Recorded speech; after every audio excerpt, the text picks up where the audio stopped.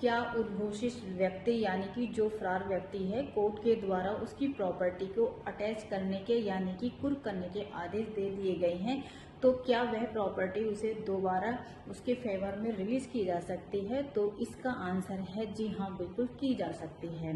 भारतीय नागरिक सुरक्षा संहिता 2023 के सेक्शन 88 के अनुसार यदि जो फरार व्यक्ति है या उद्घोषित व्यक्ति है यदि वह सही समय पर कोर्ट के सामने प्रेजेंट हो जाता है तो जो उसकी प्रॉपर्टी है उसके फेवर में वह रिलीज कर दी जाएगी। यदि फरार व्यक्ति यानी कि उद्घोषित व्यक्ति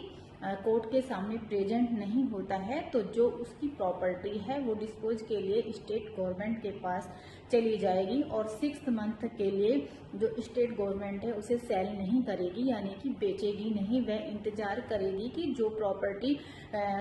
जिस प्रॉपर्टी के कुर्क के आदेश हुए हैं यानी कि अटैच के आदेश हुए हैं, कहीं उस प्रॉपर्टी का कोई दूसरा साझेदार, पार्टनर या कोई ऑनर तो नहीं है। और यदि कोई इस प्रकार का व्यक्ति प्रेजेंट नहीं होता है, कोर्ट के सामने अपना पक्ष नहीं रखता है, तो 6 मंथ के बाद स्टेट गवर्नमेंट के द्वारा वह प्रॉपर्टी सेल कर दी जाएगी। लेकिन यदि प्रॉपर्टी इस प्रकार की है कि वह खराब हो सकती है, जैसे कि एग्रीकल्चर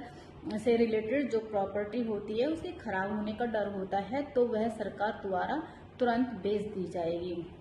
यदि जो फरार व्यक्ति है यदि वह 2 साल के बाद भी कोर्ट के सामने आता है या लाया जाता है और वह कोर्ट के सामने यह सिद्ध कर देता है कि जब उसके अगेंस्ट वारंट हुए थे तो वह छुप नहीं रहा था और ना ही वह गिरफ्तारी होने से बच रहा था, और जब उद्घोषणा हुई थी तो इस बात का भी उसे पता नहीं चला था, यदि वह